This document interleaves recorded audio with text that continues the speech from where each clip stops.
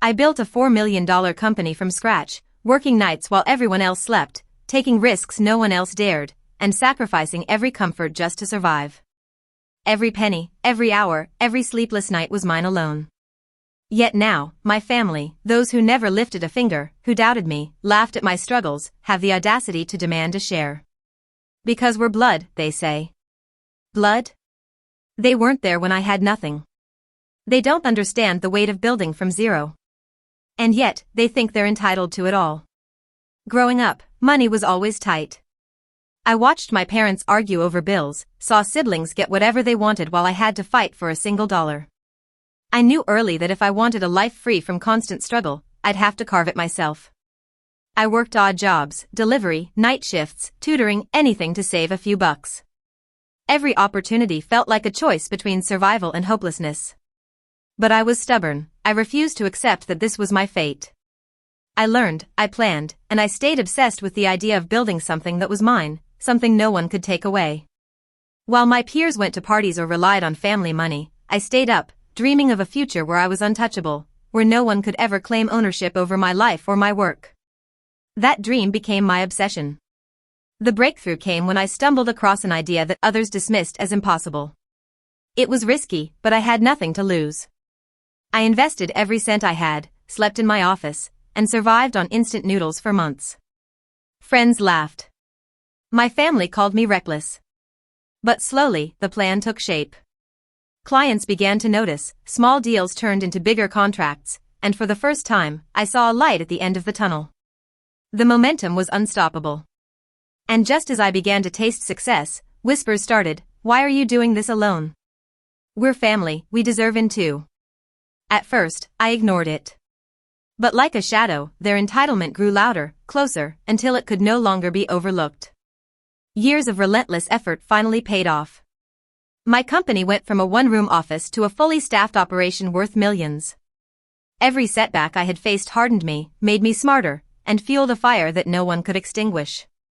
I hired the right people, learned every detail of the business, and watched our growth accelerate. Recognition came from places I never imagined, investors, industry leaders, even awards. I was finally living proof that starting from nothing didn't mean staying there. Yet the higher I climbed, the more my family seemed to appear out of nowhere. Calls, visits, and sudden advice turned into requests, and requests turned into demands. They spoke of loyalty, heritage, and what's rightfully ours. But where were they when I had nothing? Where were they when I had no office, no clients, no hope? Their timing was suspicious, and it made my skin crawl. Their greed was showing. It started small, a cousin asking for a loan, a sibling hinting at partnership, my parents casually dropping, "We deserve a share." At first, I tried reasoning, thinking maybe they didn't fully understand. But soon, it was impossible to ignore. Invitations to help became demands to control decisions, to dictate strategy, to siphon funds. They justified it as family duty, as blood rights, but their eyes were filled with greed, not concern. Every conversation made me realize that the people I trusted most didn't want my success, they wanted a shortcut to it. And when I set boundaries, the guilt-tripping began. They implied I was selfish, cold, ungrateful. The audacity of people who never lifted a finger in my life, demanding a piece of everything I had built, was infuriating. Then came the ultimatum. My mother demanded a stake in the company, claiming she deserved it for raising me. My brother wanted a share because he sacrificed time with friends for me. My father, who never helped financially, suddenly had opinions about budgets, clients, and expansions. It wasn't just entitlement, it was delusion. They believed that blood automatically entitled them to millions earned through my sweat and risk. I felt rage boiling inside me. Every memory of struggle, every sleepless night, every insult they ever threw at me fueled a determination not just to refuse them, but to teach them a lesson. I realized that reasoning was useless. They wouldn't see logic. They only saw an opportunity to claim something they had no right to.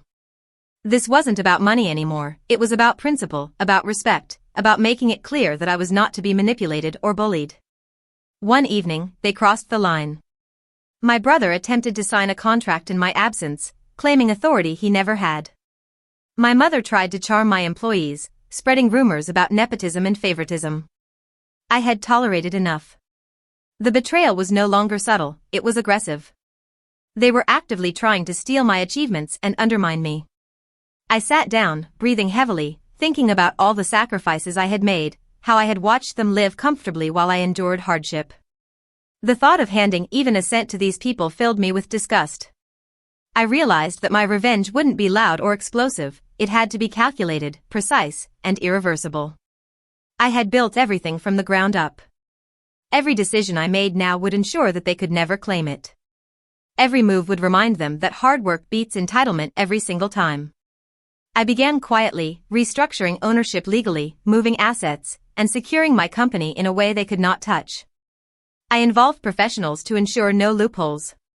Simultaneously, I fed the illusion of openness, pretending I was still considering their claims.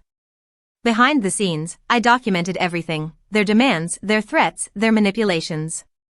I reached out to loyal employees and advisors, making it clear that loyalty would be rewarded and disloyalty removed. Meanwhile, I allowed them to think their strategy was working, that they had influence, that they might get a slice of my empire. And then, at the right moment, I revealed the truth. Nothing they demanded had any legal or practical standing. Their plans unraveled instantly. Shock, disbelief, anger, it was poetic justice watching entitlement collapse under its own weight.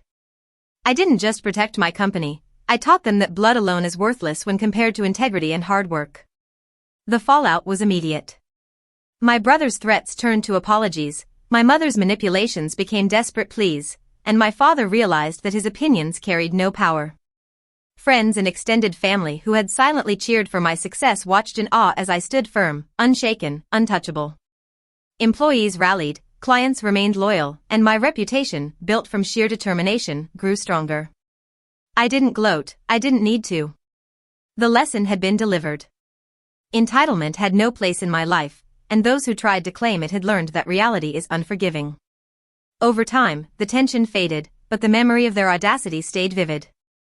I continued to expand, innovate, and protect what was mine. Every contract, every deal, every milestone was a testament to my resilience. And deep down, I knew that the satisfaction of seeing them powerless, while I thrived, was sweeter than any financial gain. Victory had never felt so deserved. I learned a harsh truth: family doesn't automatically mean loyalty, and blood doesn't guarantee respect. Success built from nothing is precious, and protecting it requires courage, strategy, and relentless focus. They expected entitlement, but I delivered consequences. Today, my company stands stronger than ever, a fortress I earned brick by brick. And though their betrayal stung, it only strengthened me.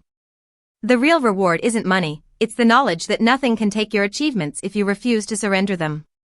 Hard work, not heritage, defines legacy.